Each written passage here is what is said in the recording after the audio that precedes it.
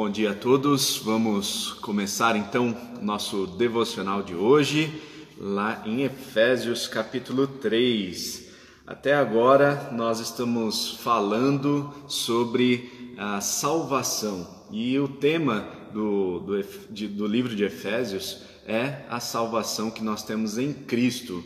Nós temos duas divisões básicas no livro de Efésios. Os 3 primeiros capítulos falam sobre a parte teórica da salvação.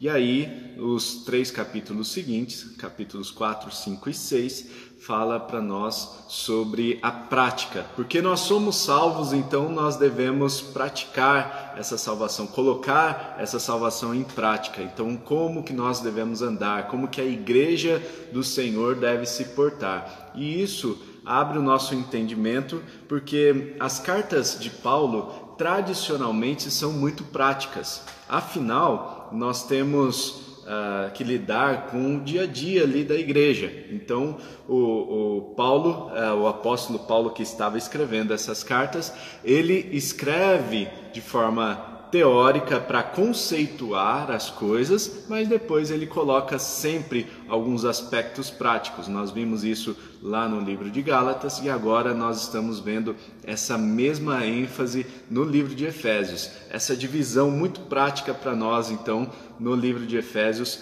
E isso nos ajuda a ter um pouquinho mais de entendimento sobre a questão da salvação, porque o Paulo estava querendo dizer mais ou menos o seguinte: gente, lembre-se de quem o salvou, lembre-se que vocês são salvos pela graça, mediante a fé. Então, porque vocês são salvos, vocês precisam andar nas boas obras. Então, vocês precisam fazer a coisa certa com a motivação certa.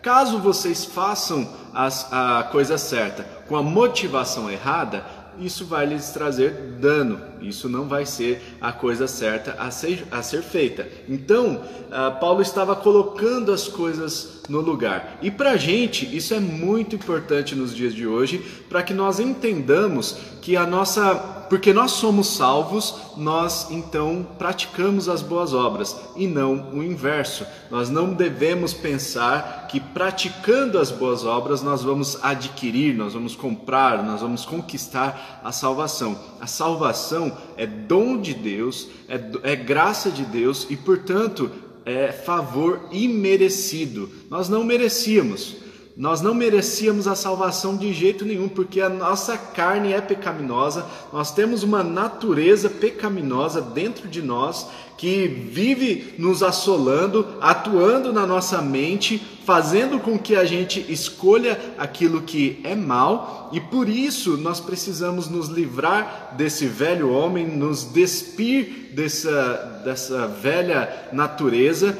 para receber essa nova natureza que nós temos em Cristo. E para que façamos isso, nós precisamos então professar com os nossos lábios aquilo que nós cremos no coração, que é a nossa fé em Cristo Jesus. Assim, nós receberemos essa nova natureza e poderemos andar então nas boas obras, nas práticas que o Evangelho nos coloca, nos apresenta. E esse capítulo 3 é especialmente peculiar porque ele traz uma revelação de mistérios. E aqui nós temos o Cid Moreira falando, né? Mistério, né? Então nós temos aqui alguns mistérios que são revelados para nós e hoje nós vamos falar sobre esses mistérios. Atente aos seus olhos quando nós lermos a palavra de Deus agora para essa palavra-chave que é mistério. E aí nós teremos um entendimento sobrenatural daquilo que nós vamos conversar hoje pela manhã. Então, Efésios capítulo 3 diz o seguinte: a palavra do Senhor, versículo 1 até versículo 13, nós leremos. Por essa razão oro, eu, Paulo, prisioneiro de Cristo Jesus, em favor de vocês, gentios. Certamente vocês ouviram falar da responsabilidade imposta a mim em favor de vocês pela graça de Deus, isto é, o mistério que me foi dado a conhecer por revelação, como já lhes escrevi em outras palavras.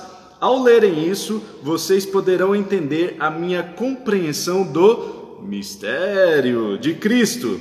Esse mistério não foi dado a conhecer aos homens de outras gerações, mas agora foi revelado pelo Espírito aos santos apóstolos e profetas de Deus, significando que, mediante o Evangelho, os gentios são co-herdeiros com Israel, membros do mesmo corpo e coparticipantes da promessa em Cristo Jesus. Deste Evangelho me tornei ministro pelo dom da graça de Deus, a mim concedida pela operação de seu poder. Embora eu seja o menor dos menores de todos os santos, foi-me concedida esta graça de anunciar aos gentios as insondáveis riquezas de Cristo e esclarecer a todos a administração deste mistério, que durante as épocas passadas foi mantido oculto em Deus,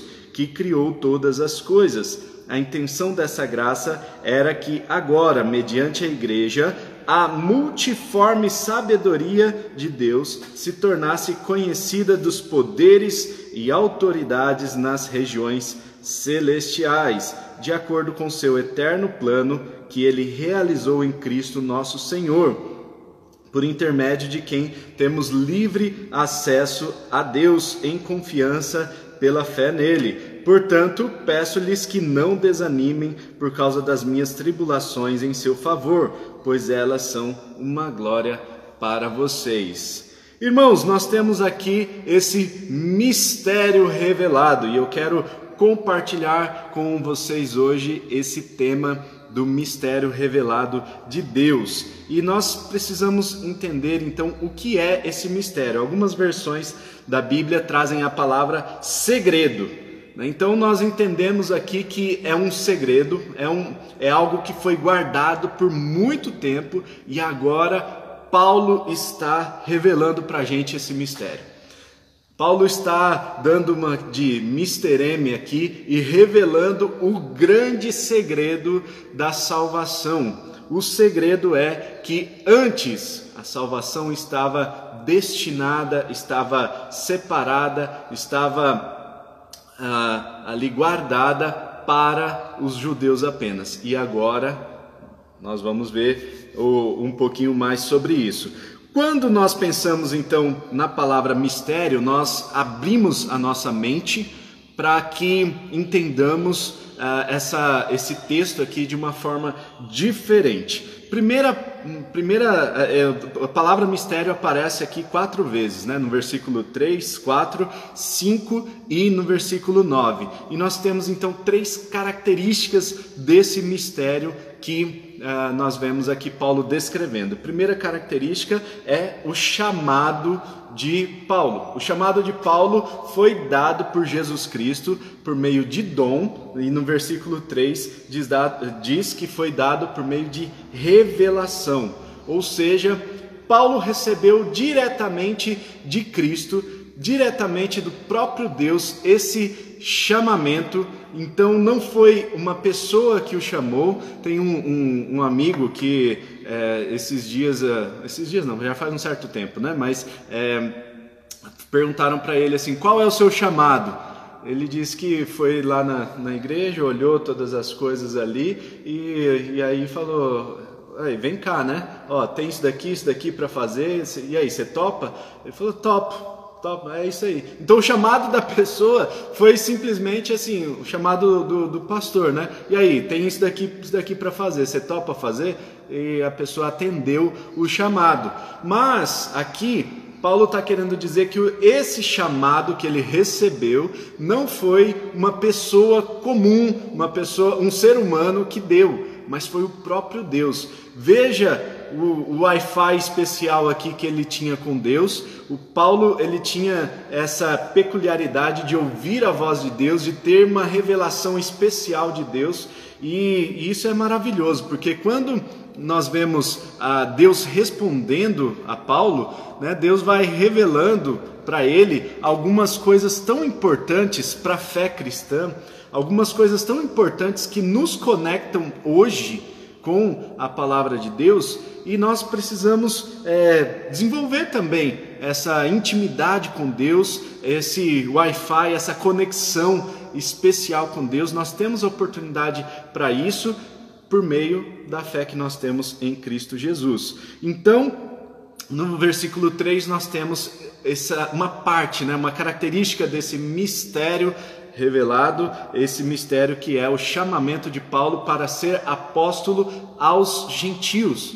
E isso foi nos apresentado, essa ideia, lá no livro de Atos, quando o Pedro é chamado para pregar para os judeus e Paulo para pregar aos gentios. Ainda que Pedro tivesse tido aquela revelação na casa de Cornélio, Atos capítulos 10 e 11, onde ele vê aquele véu, onde ele vê aqueles animais impuros dentro e a voz vinda dos céus dizendo mate e coma, e Pedro falando, não, eu não toco em animal impuro, eu não posso fazer isso, eu não posso fazer algo que vai contra os meus princípios, contra os princípios da palavra de Deus. E aí Deus diz para Pedro, como que você pode considerar impuro aquilo que eu considero puro? A partir daquele momento, Pedro entendeu que a palavra de Deus estava sendo aberta, a salvação estava sendo escancarada para os gentios também, ou seja, para aqueles que não eram judeus. E aqui Paulo está falando especificamente para os gentios. No começo do capítulo 3, ele diz, por essa razão eu oro, eu, Paulo, prisioneiro de Cristo Jesus, em favor de vocês, gentios. Exatamente aquele povo que não havia experimentado a salvação anteriormente, agora tinha a oportunidade de experimentar a salvação por meio dessa revelação dada ao apóstolo Paulo, diretamente de Deus. Segunda característica, vamos lá, segunda característica desse mistério, no versículo 5 diz que esse mistério não foi dado a conhecer aos homens de outras gerações, mas agora foi revelado pelo Espírito aos santos apóstolos e profetas de Deus. Ou seja, esse mistério da salvação, essa porta escancarada para os gentios, não foi uma revelação dada previamente. Se você procurar no Antigo Testamento, nós temos alguns protótipos, nós temos algumas sementinhas ali que Deus vai lançando, mas nós não temos a salvação muito clara, dizendo que seria para os gentios. Nós temos lá a bênção que foi dada a Abraão, quando Deus diz, em ti serão benditas todas as famílias da terra, ou todas as nações da terra, ou todos os povos da terra, como depende da tradução aí, mas o fato é que isso era um protótipo da salvação que foi dada mais tarde para os gentios. Apesar de termos ali uma declaração embrionária da salvação declarada para os gentios, nós temos agora no Novo Testamento as portas escancaradas, o livre acesso a Deus, tanto para judeus quanto para os gentios. E, irmãos, eu quero ressaltar aqui mais um aspecto importante. A salvação, desculpa, bati aqui na câmera, a salvação, ela foi dada aos judeus previamente, mas muitos judeus não creram, ok? Então, os judeus que não creram na salvação, eles, embora sejam judeus, embora tenham todos os elementos para que eles sejam salvos, embora tenha quase todos os elementos para que eles experimentem a salvação, faltava-lhes um elemento, que era a fé. Então, nós somos salvos pela graça mediante a fé. E isso é no Antigo Testamento e no Novo Testamento também. Aí você fala assim, mas como assim? Não tínhamos Jesus Cristo. Jesus Cristo vem no Novo Testamento, então como que a salvação era dada no Antigo Testamento? A salvação sempre foi pela fé. Então, quando nós lemos lá em Abraão, Abraão creu na promessa e isso lhe foi imputado como justiça. Ou seja, salvação, a justificação de Abraão aconteceu pela fé na promessa, ou seja, pela fé no Cristo que haveria de vir. Pela fé no Cristo que haveria um dia de vir, o Messias viria para salvar toda a humanidade, ok? Então, esse mistério não foi revelado às outras gerações. Moisés não sabia disso. O próprio Abraão, embora tenha ali alguns indícios, Abraão não sabia disso. Todos os profetas, Isaías, Jeremias, né, embora eles tivessem profetizado, né, então quando a gente vê lá em Isaías capítulo 9, Isaías profetiza a vinda de Cristo, um menino nasceu, um menino sim vos deu, né, ele será chamado conselheiro, príncipe da paz e tal, e quando nós vemos essa profecia lá no Antigo Testamento, ela não é uma profecia que dava indícios de que a salvação seria para os gentios. E mais, diria mais, né?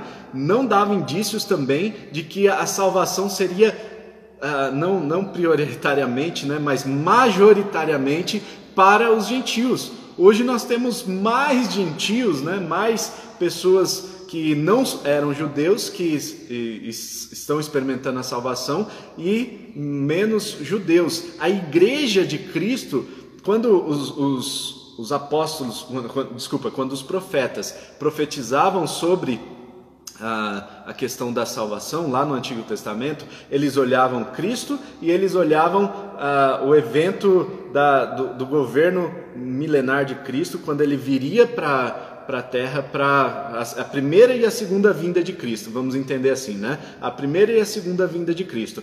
Então, entre a primeira e a segunda vinda de Cristo, nós temos um espaço de tempo, e esse espaço de tempo nós chamamos de igreja. Então, nesse espaço de tempo entre a primeira vinda de Cristo e a segunda vinda de Cristo, nós chamamos igreja. E a igreja é o meio pelo qual Deus age aqui na sociedade. Deus opera a salvação. E isso era uma grande novidade para os efésios, porque eles estavam entendendo que era por meio das suas práticas religiosas e legalistas que eles poderiam então adquirir a salvação. E isso não é verdade. Paulo estava colocando as coisas no lugar. Então, esse mistério da salvação dada aos gentios não foi algo revelado antes, nas outras gerações, mas foi algo revelado agora. E aqui nós lembramos também de um termo que é a revelação progressiva de Deus, né? Então Deus vai revelando a sua história de redenção, o seu plano de redenção, conforme o passar dos anos, conforme a humanidade vai se desenvolvendo, Deus revela o seu plano redentivo. Amém? Quem entendeu isso, então escreve aí nos comentários, amém, clica no coração aqui no canto. Gente, vamos lá. Então, quem entendeu isso daí, escreve nos comentários aí, amém, só para mostrar que tá acordado, que não tá dormindo com a gente aqui, embora seja aí 6 e pouco da manhã, né? 10 para 7 da manhã, nós estamos aqui juntos para estudar a palavra de Deus e podermos nos aprofundar nesses textos que são tão ricos, tão valiosos, né? Lembrando, irmãos, que esse mistério que não foi conhecido anteriormente em outras gerações, agora está sendo apresentado de uma forma inusitada para os crentes, né? Para aqueles que estão lá em Éfeso, tá? Por quê?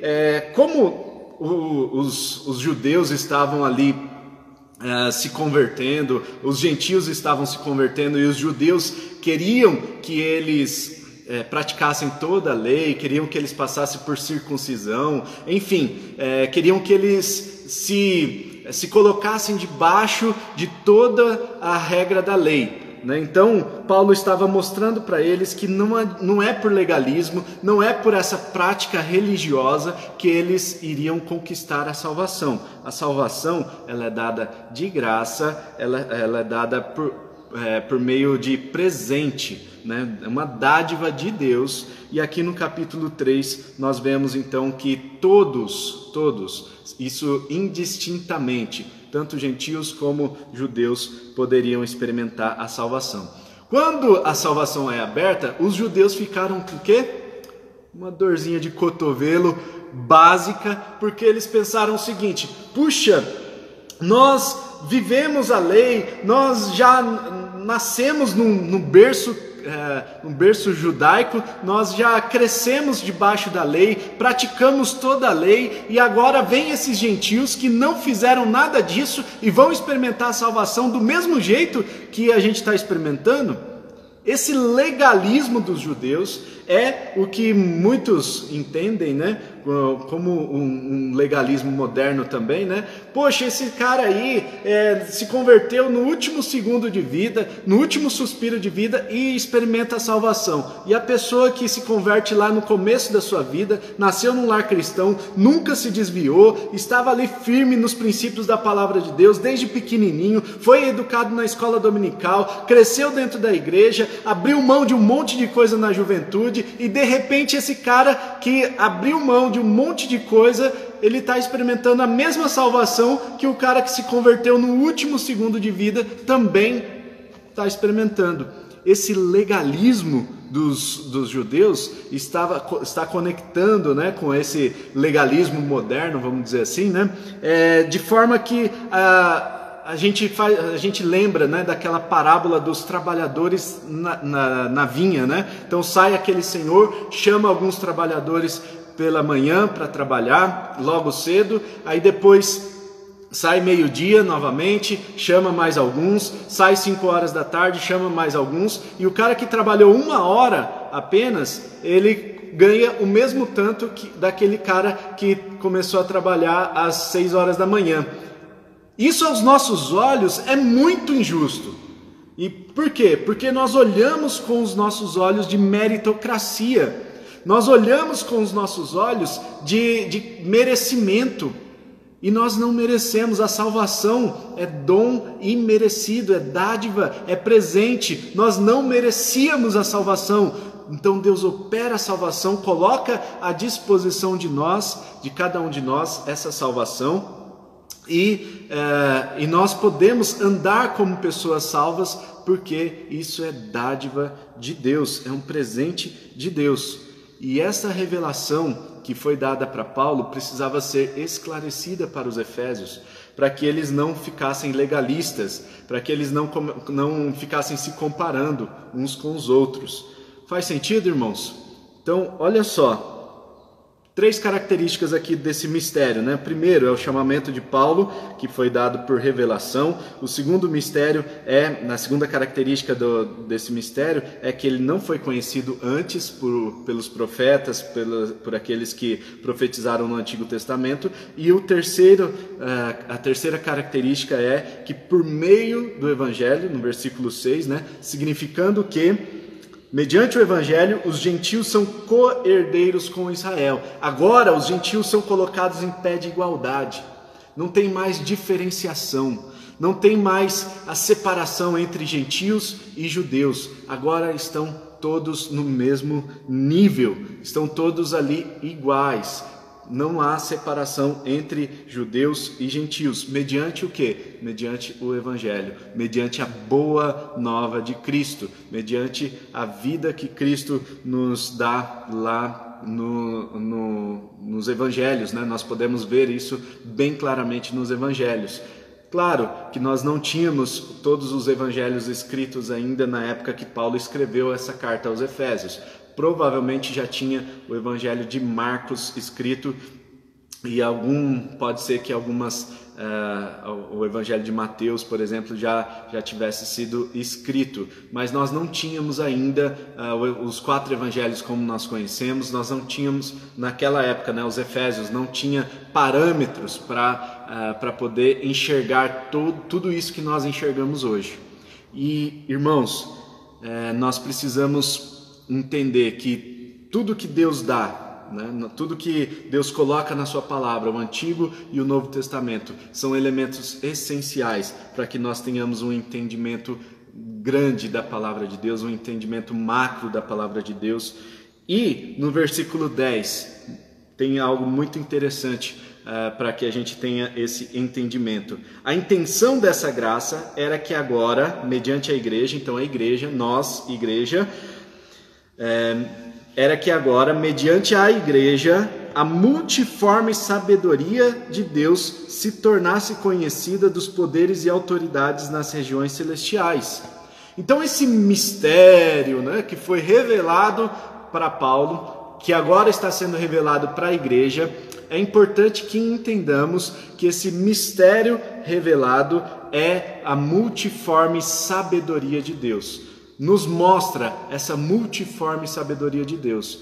Porque nós tentamos, com a nossa religiosidade, com o nosso entendimento, com aquilo que nós conhecemos de filosofia, aquilo que nós conhecemos de humanidades, aquilo que nós conhecemos de leituras que nós temos, nós tentamos colocar Deus dentro do nosso entendimento. Nós tentamos limitar a ação de Deus segundo a nossa prática religiosa. Porque Deus, Ele age quando nós estamos na igreja, quando nós vamos ao culto, então Ele está agindo ali na vida das pessoas. Não é só assim que Deus age. Então Deus está querendo revelar aqui a sua multiforme sabedoria. O que isso significa, gente? Que não adianta nós limitarmos a ação de Deus, colocar Deus numa caixinha e achar que Deus vai se limitar a agir da forma como nós acreditamos que Ele age. Deus age como Ele bem entende. Deus age conforme o beneplácito da vontade dEle, né? Em algumas versões falam isso, né? Conforme Ele bem entende. E Deus é Deus, Ele não precisa dar satisfação para a gente. Ele não precisa anunciar para a gente como Ele vai agir. Ele não precisa revelar anteriormente como Ele vai agir. Ele simplesmente age. Ele simplesmente atua na nossa sociedade, Ele simplesmente atua nas nossas vidas e nós precisamos nos abrir para essa atuação de Deus. Tem muita gente que está fechada, para essa sabedoria multiforme de Deus. Tem muita gente que acha que Deus vai agir da forma como a gente quer. Tem muita gente que acha que hoje, o dia de hoje, vai ser do jeito que a gente quer.